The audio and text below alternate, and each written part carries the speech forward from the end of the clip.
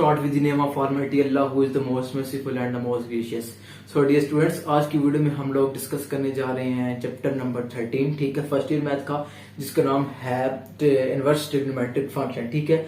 और इसकी हम लोगों ने स्टार्ट करनी है एक्सरसाइज 12.1 और बाकी प्रीवियस वीडियो में हम लोगों ने चैप्टर 12, 10 और 9 और बाकी सब चैप्टर हम लोगों ने डिस्कस कर लिए हैं, जिनका लिंक आपको डिस्क्रिप्शन में शो हो रहा होगा, ठीक है। तो अभी हम लोग स्टार्ट करते हैं एक्सरसाइज 13.1 और उसमें हम लोग देखते हैं कि उसने हमें क्या कहा है।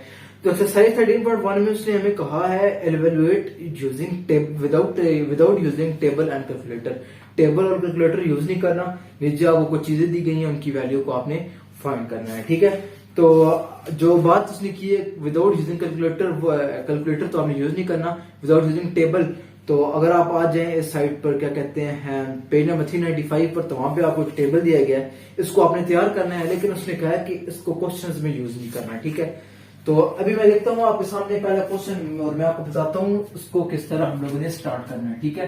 तो क्वेश्चन हमारे पास ये है साइन इनवर्स ऑफ 1 और इसकी वैल्यू हम लोगों ने फाइंड करनी है, ठीक है। अब देखें, ये जो मैंने आपके सामने एक टेबल लिखा है, ये टेबल हम लोगों ने चैप्टर 9 में पढ़ा था, ठीक है।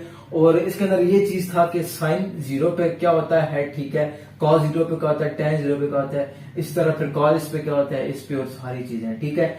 तो ये जो है ना, यहाँ पे एंगल होते हैं, एंगल इसका 0 हो तो क्या आंसर आता है, वो सीन सारा, ठीक है, जो चैप्टर 9 में हम लोगों ने पढ़ा था।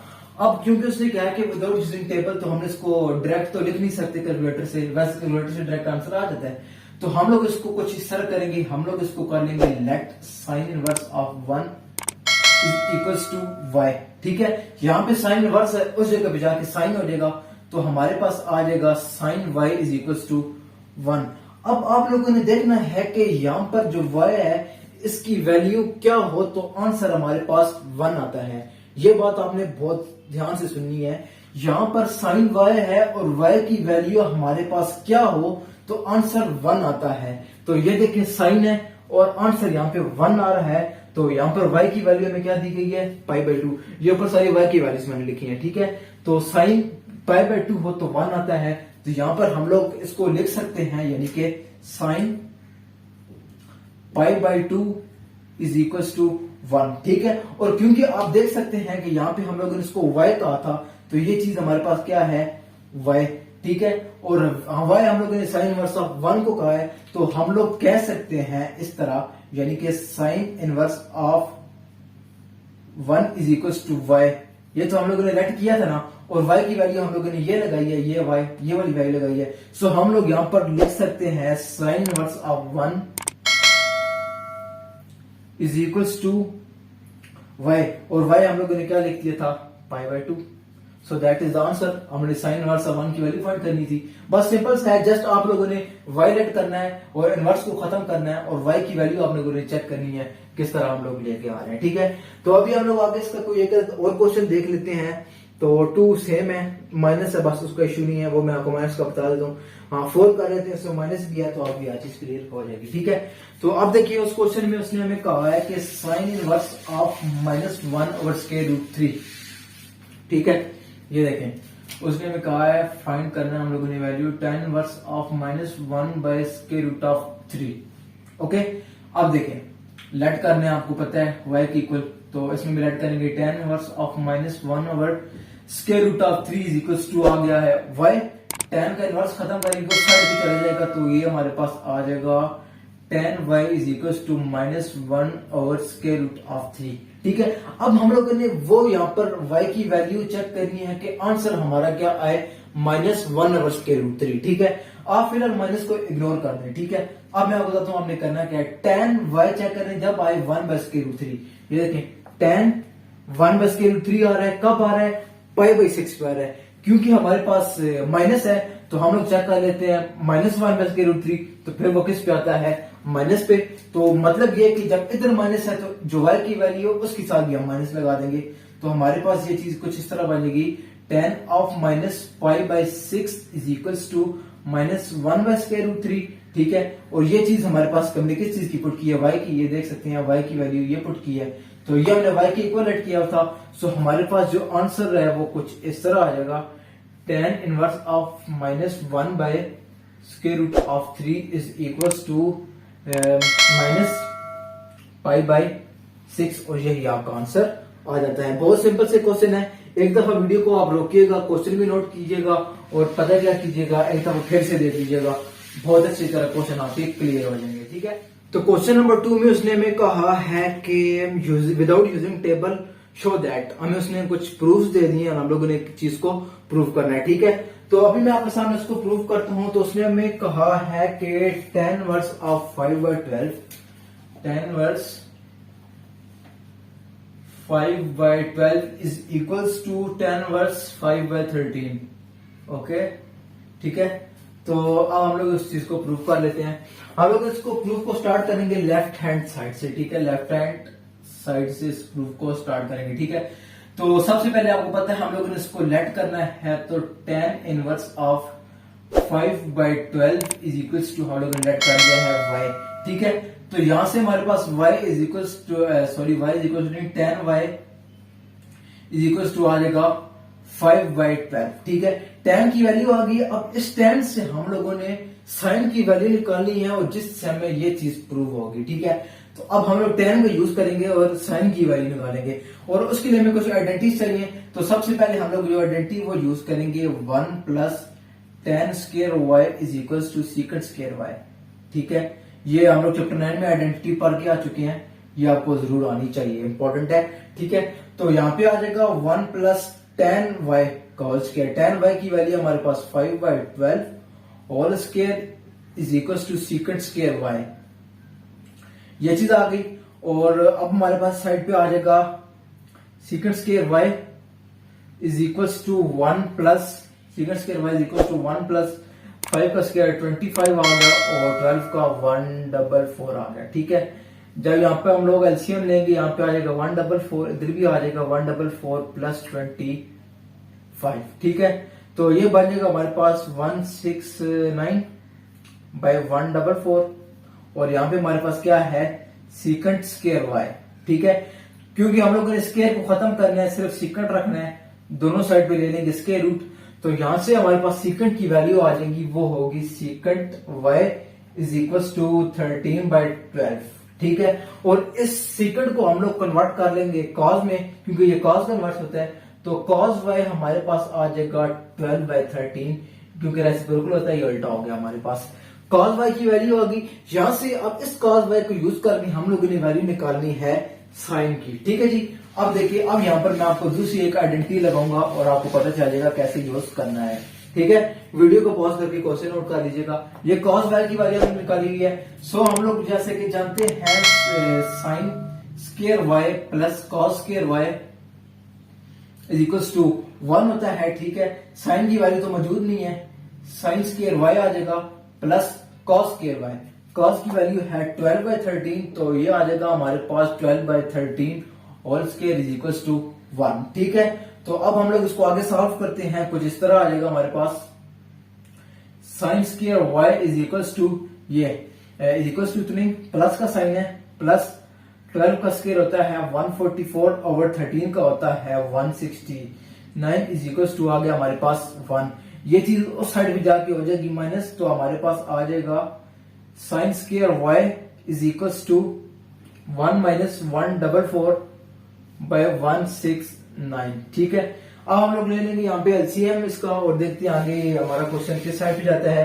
ठीक है, यहाँ पे हम पहुंच गए, तो यहाँ पर हमारे पास आ जाएगा sine y, sorry sine square y is equals to, ये आ जाएगा 169, ऊपर आ जाएगा 169 माइनस 144, और जब हम लोग इनको माइनस करते हैं तो ये हमारे पास क्या बनता है, ये 5 और 2 और 1 आई थिंक यही बन जाता है। ठीक है, क्योंकि हमारे पास यहाँ पे साइन स्क्वायर है और हमें चाहिए सिर्फ y, सिर्फ स्क्वायर नहीं चाहिए, तो हम यहाँ पे स्क्वायर रूट ले लेंगे दोनों साइड पे, तो साइन y हमारे पास आ जाएगा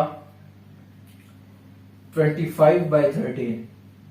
ठीक है, क्या आ गया हमारे पास 25/13, किस चीज की वैल्यू आई हुई है, साइन y की। अब देखिएगा ये हमारा लास्ट स्टेप है, क्वेश्चन हमारा एंड हो जाएगा, तो sine y is equal to 25/13 है ना, तो y इज इक्वल टू हमारे पास आ जाएगा साइन वर्स 25/13। ठीक है, ये साइन उस जगह पे लेके हम लोग, ठीक है, ये आ गया, और हम लोग ने y को क्या चीज लेट की हुई थी, ये लेट की हुई थी tan इनवर्स ऑफ 5/12, तो अगर हम लोग y की वैल्यू भी पुट करें tan inverse 5/12 is equals to sin inverse 25/13, जो कि चीज हम लोगों ने प्रूव करनी थी और हमारा आंसर आ चुका है। ठीक है, बहुत सिंपल सा क्वेश्चन है। आप लोगों ने सबसे पहले tan इनवर्स को लेट कर लेना है y, वहां से आपने tan y की वैल्यू निकालनी है।